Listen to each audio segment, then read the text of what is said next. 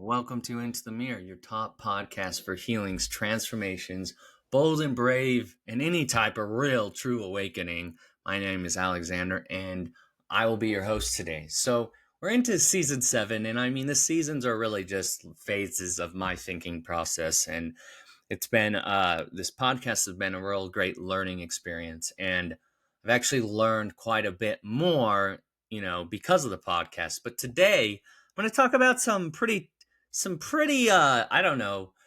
tough subjects sometimes. Some subjects the society has really, really big bias on in ideas, and that is Christ consciousness, Buddha consciousness, the true twin flame. And I don't mean what people normally associate as twin in that romance way. I mean the true divine twin that is in all of us, right? And what we do in our awakening through the purification process, and these steps and these things that have happened for me in my limited perspective, my small sliver of what I have come to understand, the Christ, connection in all of us, the Christ energy. And as I call it, because I study a lot of Gnosticism, and my awakening has involved this word as well, the Christ Sophia. And the whole phrase Christ Sophia is something that in Gnosticism, it's in all of the world now. There's a lot of New Age stuff, and there's a lot of ancient stuff, but I love the Christ Sophia energy because, that inner Sophia, which I would associate, if you want to put energies, you have the Sophia energy, which is more definitely the female aspect of God, and then you have the Christed male aspect, and they're meant to integrate together. And when you begin to integrate yourself through your awakening, you will absolutely know that there is like two parts to you that are being put together like this. For me, this very love, feminine, like there's a side of me that I had to learn how to communicate inside of me, like this higher self was talking to this lower self. And I don't mean lower, like this adult self's talking to the child self, right? And for me, when I was first in jail, which was all the time, I was, I could barely get physically sober from opioids for more than a few months. And there's programs out there that are all great. There's great ideas in a lot of the programs. Truth telling, accepting that there is a higher power that will help you. All those doubt phases, there's just so much fear, and there's so much stigma and so much dogma and religious dogma that has destroyed people's abilities and their chances to get sober. Religion is an enemy. Straightforward. Religion and politics, anything that makes you like right is might, that puts all of this energy into some like I am righteous, Jesus is the winner, Jesus and his super friends. And believe me, I love the inner Christ, but I laugh at the way that Christ Jesus has been depicted throughout these thousands of years. It was hard for me because I grew up religious, Mormonism, and they believe in their version of Christ, and I don't think any version of love and openness and removing dogma and expanding the boundaries and the borders. Like, I believe the Christ energy is the energy that binds all of us together with, not just the energy, it's the inner being that's in all of us. And it's like your heart has a Wi-Fi connection, like you're a computer, right? And you're connecting to this bigger network all the time to get to the internet. The Christ is the empathy consciousness, the thing that allows all things to connect, all energies to move through each other, and it's in us right now. No matter what people say, like, I'm not part of Christ Buddha, they absolutely are. None of us are outside of it. It's part of God. And yeah, there's a lot of religious dogma. So if you're feeling resistances to some of these ideas, it doesn't mean that I'm right or you're wrong or you're right and I'm wrong. But I will say that resistance is a very, very, very good indication of some stuff that you should work on, some areas that you're resisting, changes. And for me, I was with the religious dogma. It's funny, I didn't believe a lot of the stuff the Mormons taught. I tried to, I did. And trying to be something I wasn't almost killed me. I mean, how many overdoses did I have? And most of those overdoses and those things came from shame and fear and things from childhood and ideas that I was taught. And not a lot of the ideas weren't exactly what was taught, but as my childhood understanding of spiritual concepts. And I think most religions have some very, very good spirit ideas they're based in, but then you add the people, and I mean the true, and the people, I mean like the Pope and all those people. I'm sorry, I laugh at, I mean, that's hilarious. Billy Graham and them, they're the people that, no, send us your money. Come on, be honest with yourself. Go inward. Do you think, and all, like, I guess maybe people do, but if you are not understanding that the Christ is in you and the Sophia is in you too, so you have the feminine male aspects, and I think religion has stripped the Sophia down to what they say, the Holy Spirit, and if you're Catholic, they've turned it male again, and I'm sorry, I don't care about like gender, like gay or straight or whatever, but I absolutely don't want a Godhead that's all dudes. Sorry, it's just like, no. I had to find that inner feminine side, right? Like, so that's what the Sophia showed up in my life and saved my butt. I mean, straight up. I was on the run, losing my mind. I mean, I wasn't even taking the drugs I had used to take. The fear had destroyed me. I was in California, and I had these dreams prior to being in California in jail where I thought it was my future daughter or something. I was dreams and kind of like these insights that like this little daughter appeared in a dream. And I don't even know if this was meditation, but I know that it affected me. And this little kid appeared and said, hey dad, you've got to continue to work on yourself because, I'm not here yet. I have to be born. And she said, my name is Sophia.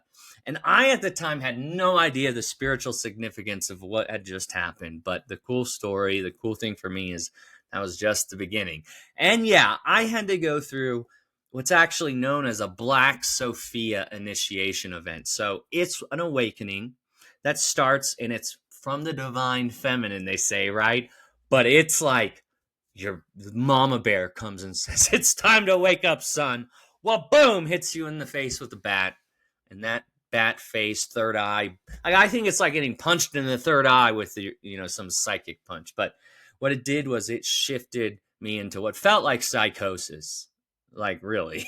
It felt like psychosis because I was seeing all these different versions of myself. I can't explain it, but what it did is put me into this manic state, but it was a vision state. And I saw a lot of things. I saw way before COVID, I saw all these things. I saw it, and I told people, and they're like, you're crazy. And I was pretty crazy at the time because I was also saying I couldn't understand it, but I said a lot of awful things to people. I said a lot of awful things to myself. I was talking to myself in like Like, I remember all these steps in this vision, but the end of it was this, not the end of it. The beginning of the end was, so had felony warrants in Colorado, and I was just going to disappear. I was never going to see the people I cared about again. I had great fake identification.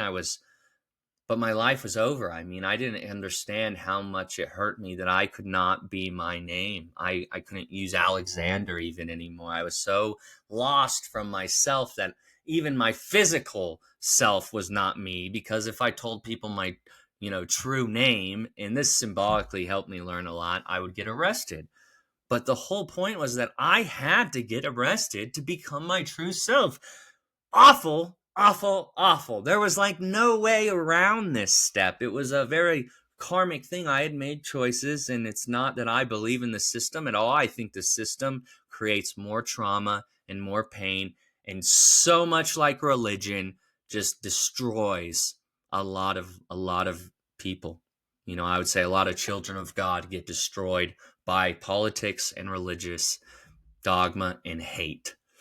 So what I remember happening is something said, it's time to go. And it was like, some day in California, some night, I was raining, and I ran out. I thought the world was ending. I saw this stuff, and I ran down the street.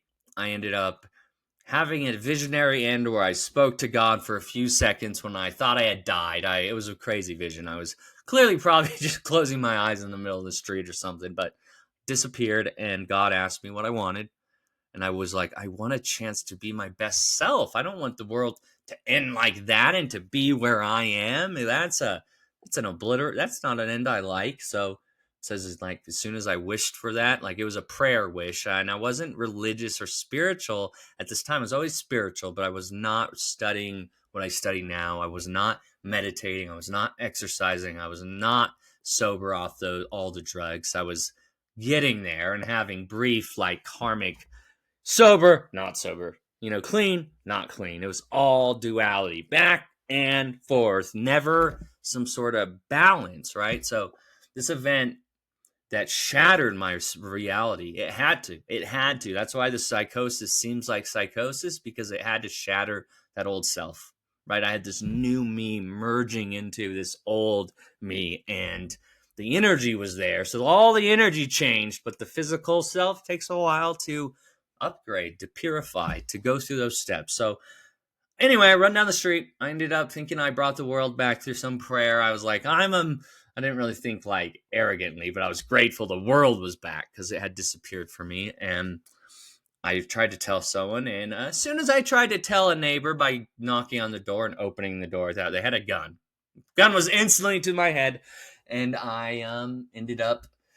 I somehow went from that manic state to lucid. Asked lucid, but not, because I asked the guy to call the cops on me and told him that I needed help. And literally all the things I really did need came out of me. And it was hard because the fear part, the old side was resisting. It was like, no, stop telling the truth. Don't tell him my name. But it's like something else spoke for me, because I was too afraid. I was too afraid to face my fears like that. So I had to do it in that, like, we're going to do it, but it's only going to come from some crazy amount of, I don't know what substances, if I was on anything like that, but I was having visions, and it was, it was very scary, but I knew, because of some of the spiritual aspects that kept happening at this time, I was very protected. I was very scared, but also knew somehow everything was going to be okay. And the thing is that at that moment, I knew I was going to, I had I was going to be sentenced to 5 years in prison, which even with good time, I mean, that's 2.5 years really. And that's a long time. That's a long time, even if you've been in jail for a few months at a time. So it was awful, but I knew I needed to, as addiction, because you fail so much. If you're like me at first, your life, you start aging, right? You're getting older, and things that you're like, I'll do this at 21. Then you don't. I'll do this at 23. Then you don't. I'll do this at 27. I don't, but somehow I made it past 27. So I'll do this. I don't know when, but I will do this. And, I got older, and wisdom started taking over. So this Black Sophia event, and Google it, there's some stuff about it, but it's It's the Holy Spirit, kind of holy energy. I like to say the whole spirit. It's the whole spirit of the universe. There's not the Holy Spirit. That makes me think it's incomplete. It's full of holes. And so anyway, I had to face it. I got arrested. I ended up all the way back in Colorado, but during this time in the cell, the Spirit kept teaching me. I started getting all the books I needed, and I started meditating, and I had some very spiritual visions that had Christ in it, Christ Sophia, this aspect that I didn't understand what was being said, but I knew, I started having these intuitive informations come to me, like the Christ Heart Center, something I didn't know about, but in spiritual mystic traditions, the Christ Center is the heart center. It's the middle path, but it's something you have to understand. It's the connecting. It connects, right? It's right. If you want to understand the energy centers, like your heart, you can't bypass it. You can absolutely not run away from the heart. It's the only place that binds all of reality, right? So I noticed this heart center, and I in my life had cried and stuff, but I didn't know really how to heal cry. And like, it's funny because in prison, like, you don't want to cry around people. I mean, you don't feel safe. And most of the time you're not, but you're in your cell, you learn how to create safe space. And I started learning how to like box myself in, and I had to really turn off my empath ability to a degree because there's so much suffering everywhere. So that's the thing I learned about this Christ center, the Christ consciousness, that it is empathy consciousness at its base. So like, if you're awakening, you will absolutely begin to feel the suffering of the people around you and the energy and the things they're going through. There's no way around it. We're all connected. And I started really mastering my intuition, my empathy, and learning how all these connected. But the Sophia, the wisdom, which comes as you go through these experiences, there's some steps I had to learn how to access, right? So if you want to imagine the Sophia at first, and it changes, but the divine feminine, and I imagine a little sister, your little sister that you're trying to protect, younger too, like where she's the one where you feel more parental, but she's still your sister, she's still you. And I do that because that's how it helps me put myself into these mindsets. I would meditate, right? And I would learn to breathe. I mean, breathing is paramount too. Do not avoid all the steps. Do it all. Don't let religion tell you that because they have destroyed the Godhead. They've made it a dude, all of it. Ew. Come on, guys. It's gross. No, God is creation, love, all that stuff. And creation involves making love. All these spiritual things are spiritual, but because of the world, a lot of amazing things have been destroyed. So the inner Sophia, you learn, like, I had to learn how to talk to my heart, the little sister part of me. And it sounds funny as a straight man talking about this, but in all of us, we have all these archetypes. And I started learning that if I learned to talk to my heart, my body, not as a forceful, like, hey, get your shit together, heart, you're so sad, fuck up. No. You have to learn to talk to it like you're talking to your little sister. Like, imagine she's sad. Are you going to go in the room and be like, what the are you crying? No. You're going to lower your voice. You're going to sweeten it. You're going to do this. You're going to actually shift the energy, right? And that exact tactic you use on other people, you learn to use it on yourself, right? So you start talking to the heart, and the coolest thing is it starts to grow. That divine feminine aspect grows inside of you. And if you have the masculine already, that you've spent a lot of your life being direct, what like I would say the masculine side takes all of that energy and cuts the boundaries, says, all right, let's mix this wisdom, let's mix this heart-centered stuff with this brain that says we do not allow for deception. Like, these rules, these boundaries, these limitations must be set. And that's where I would say the Christ consciousness, the Buddhahood part extends. It's a higher self version of us that we're all connected to. If you don't understand that you're part of this and you call it blasphemy when you say, I'm a son of God, because I know for me, I'm a son of God. I am absolutely a son of God, and there's no question. And I believe that so are you. As for Yeshua and these Buddha and these other avatars, I can't say for what they truly are, but I can also say they are sons of God, just like all of us. Who comes first, who comes last, that's all. Time is a human creation of this reality, so who knows? And that doesn't matter. What I did notice is matters that I have all these aspects in myself.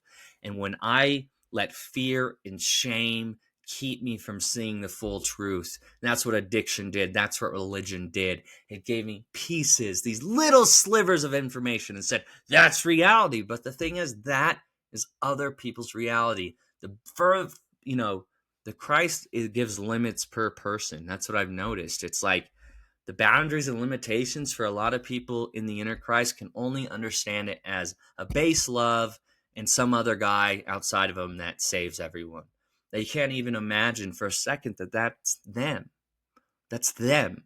That all of us are meant to have this empathy. This, if you read some of the biblical stuff, you'll see that there's stories of Christ could feel the energy of the people suffering around him. That's everyone's ability. I believe the Bible, the stories I like, and I study a lot of the stuff that's not like the Gospel of Philip, the Gospel of Thomas, all these books that, saved my life, and I love them. Most of the stuff from the King James, honestly, don't like it. Do not like the NIV stuff. All the stuff that just strips down the spirituality to nothing but practical, physical, pay your tithing, don't do this, don't do that. It's broken. And I believe that we're in the era, we are in an awakening time. And those realities, if we want to heal, if we want to be better, we have to let that go.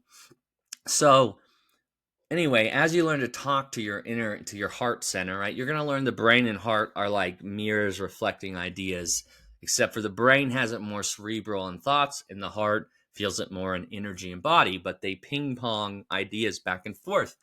And learning to talk to your heart in that way, actually, I can guarantee will strengthen your heart-head connection. And you'll start to realize that energy, fear, pain, and all these things have been stored in your body. So I had a decade of shit that had been suppressed.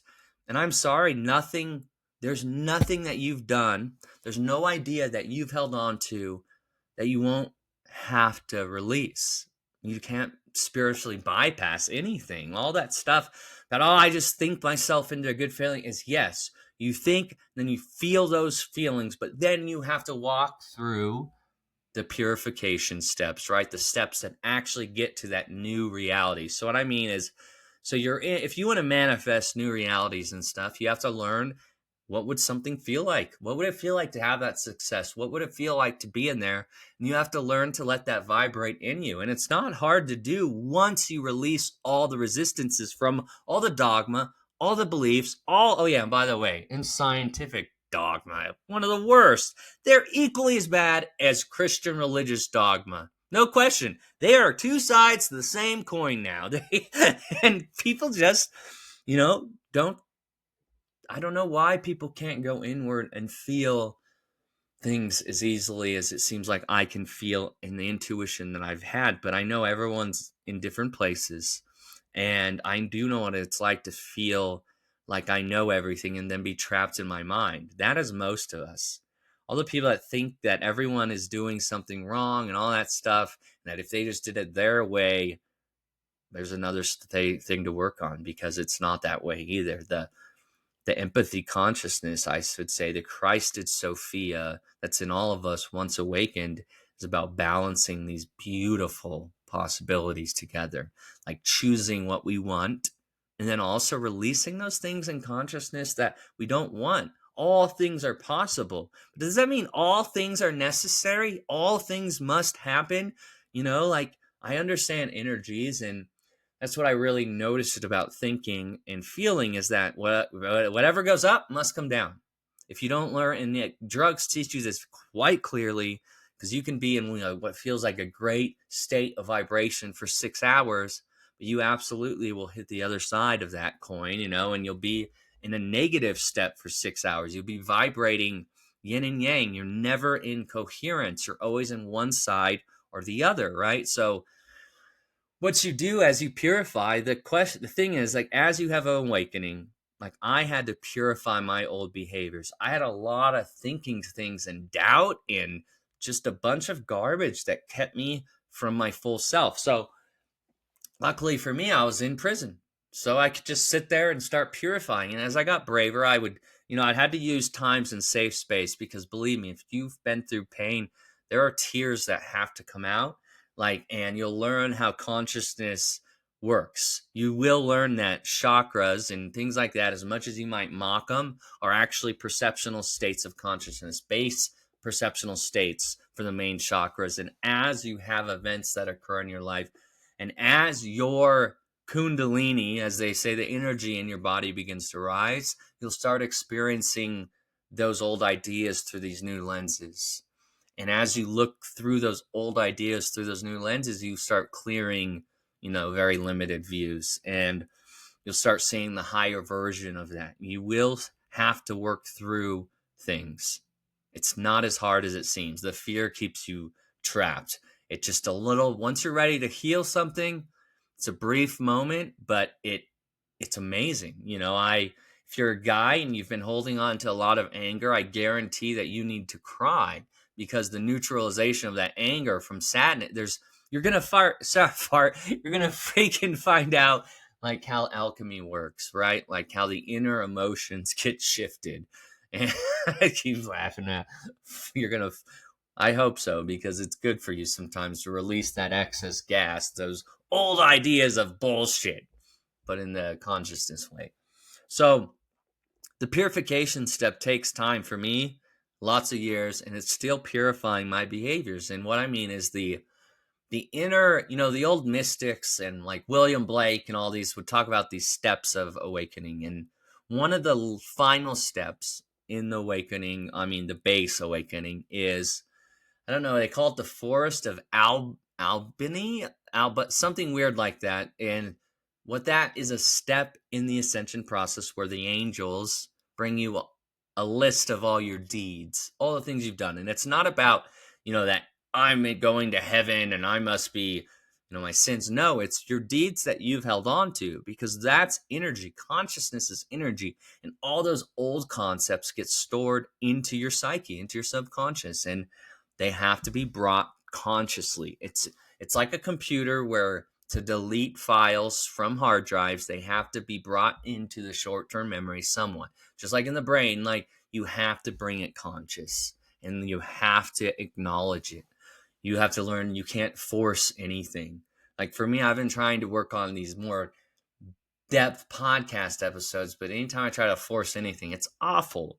I learning to let go, to surrender, to take inward steps. And you'll notice that as you do this, your understanding of the Christ connection, the Christ Sophia, that not just the Christ connection, the anointed connection between all of us through time and space, right? But the Sophia connection, the divine feminine wisdom that has been, pulled away, destroyed, laughed at, mocked. How many people out there feel love and joy but shut it down because they're afraid other people are going to hurt them for that love? I know that as you work through that stuff, the connection gets greater and greater. And with that connection, with that empathy, leads me into the divine twin connection, right? The divine twin, because we might all have these different bodies and different stories, but on some base level, there's an energy center in all of us that's sons and daughters of God. And you'll start to recognize quite truly that there's certain people in your world, in your reality, that teach you deep lessons. So as I learned talking to the inner child, Sophia, as I did that, I noticed that my heart evolved, and I had to learn to open myself up to all the different aspects. So I had to learn how to imagine the vibration of like having a girlfriend that I really love, that I care about, like, and I had to use, for a while, my brain wasn't able to imagine like new possibilities, and it took a while. I had to think of old feelings, and the problem with like trying to bring that energy of love into yourself with people from the past, usually you have painful past experience, so you'll bring that love in and then it'll be instantly negated by some painful event. Now, if you understand a divine twin connection like I do, you're going to start to understand that that twin you will see in anyone that you learn to love unconditionally. Now, if you're talking like only one twin, and you believe that's part of your story, then so be it. But I believe that is a very, very limited, broken view. The romantic twin, like this twin that's gonna be in your life. You have to be together because you're one soul. But for me, on some levels, we're all one soul, right? There's no way consciousness can connect to all of consciousness without having some levels of us being all one, right? And the divine twin, I definitely believe we have people that are more similar to us, souls that we've traveled a lot of lifetimes with. But it's very tricky to not let karmic ideas, and I believe everyone teaches you valuable lessons, and to call someone a karmic partner because they're not your twin flame is just your own judgments.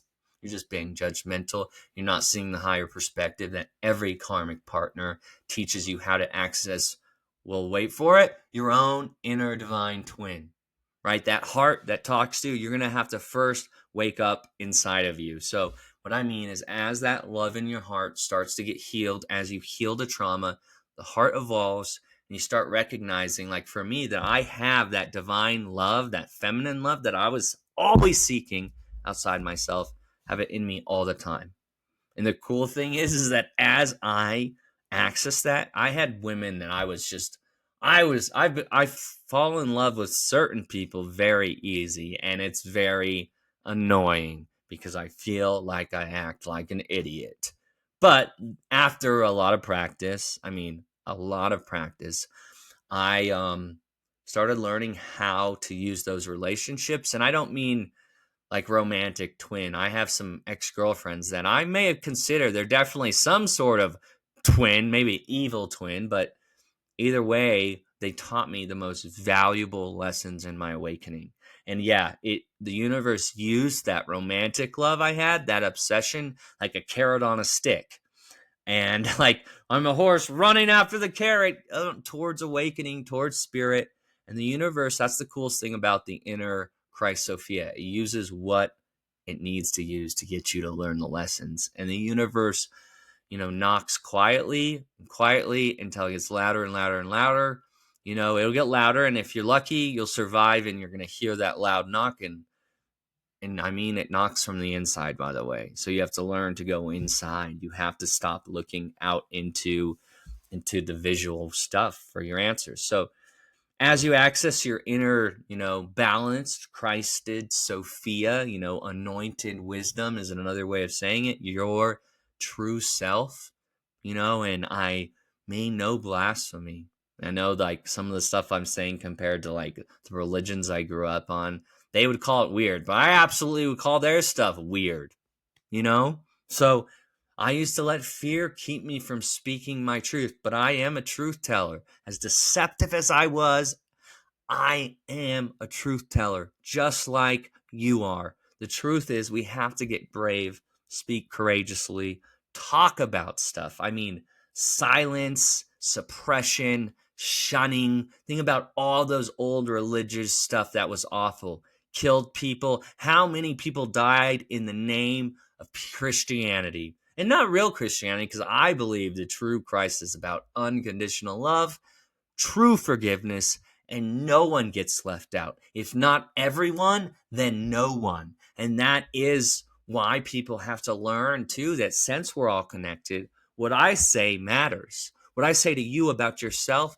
is a reflection of what I think about myself. It's so simple. Start speaking loving things. Stop trying to get your peace from anything outside yourself, and stop believing the dogma, the political, religious dogma. Church and football Sundays. That's the best you fucking can come up with? Good grief. Man, so I don't like systems that keep us enslaved to ideas. I mean, that aren't serving the whole. How much shame, how much suffering did I see that came from the system in those ideas? And my own shame almost killed me.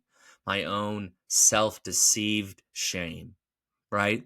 Based on a religion and ideas that, a lot of people are waking up from that sleep, that spiritual amnesia. So as you wake up and learn that the inner twin, if you want to meet your outer twin, right, you got to meet your inner twin. And it's something that all the spiritual groups talk about, the divine twin, and if you read the Gospel of Thomas, there's one of my favorite things where, Jesus or Yeshua asks, what am I like to you? And some say a wise prophet, an angel, a physician.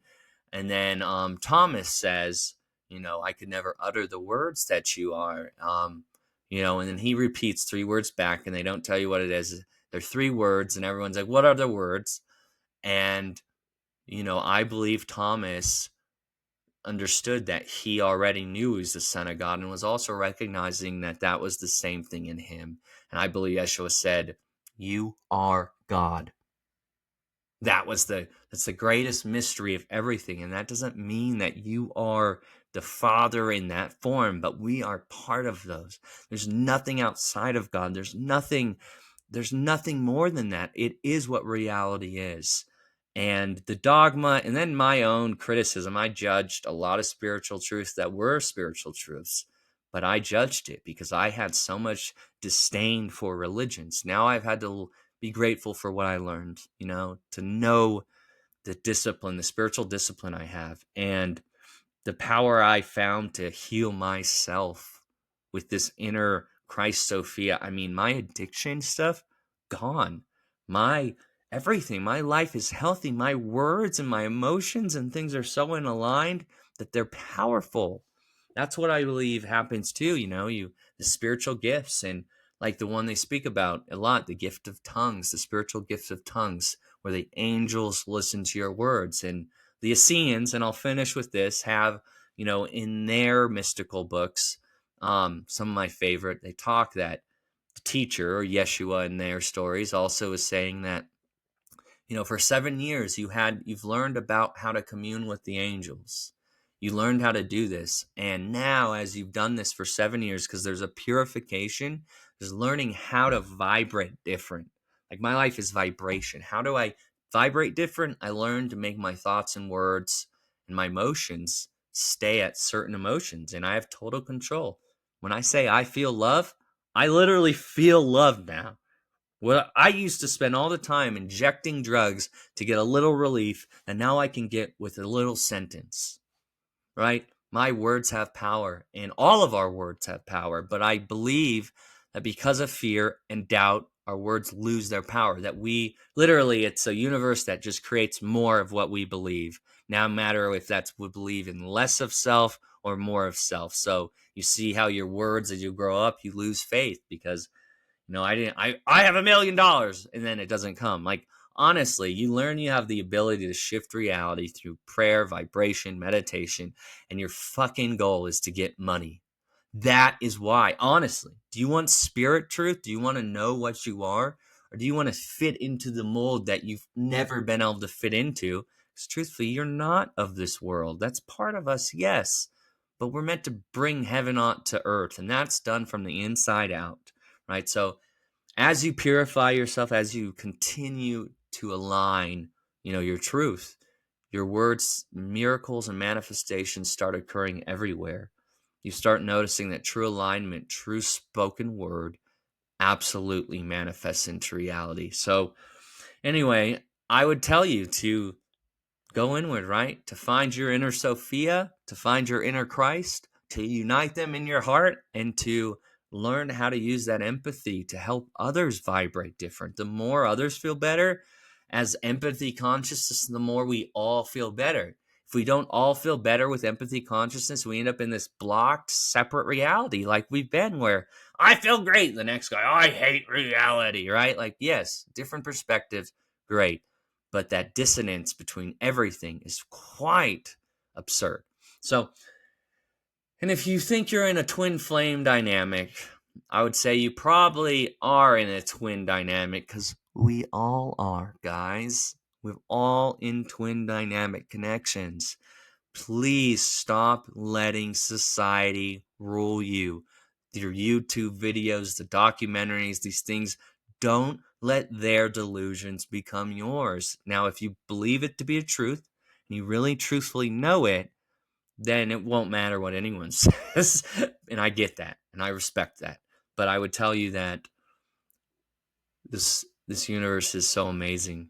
The love, the joy, the peace, the power of your words and the wisdom and all these other amazing vibrations is cool. So I would like to, I think the next episode I'll talk more about the manifesting and the there's methods I've learned that help me pray, like truly change, and I believe in the prayer of vibrating in the inner world at what you're praying for and then letting the universe reflect it in the outer world. And that's done simply, but with lack of mindfulness, with lack of ability to focus, you'll never manifest the things in the way you want. You'll just get misfiring stuff all the time. And that comes because the focus matters, focusing on the heart center. So that's what I will end it. Whatever you're doing, whatever you're going through, it doesn't matter. You first step, ground yourself in God. The mystics all say it, but you and the Father are one, you and the Mother are one. And I mean the whole Father, the whole Mother, and you are the creation of that aspect of God. I mean, isn't that incredible? Think about it. It's like you have all of infinity in your human body, which is like, I like to say it's God put everything in a nutshell. I'm that nutshell. Anyway, so are you. I really, yeah, thanks for listening. I hope you have a good week.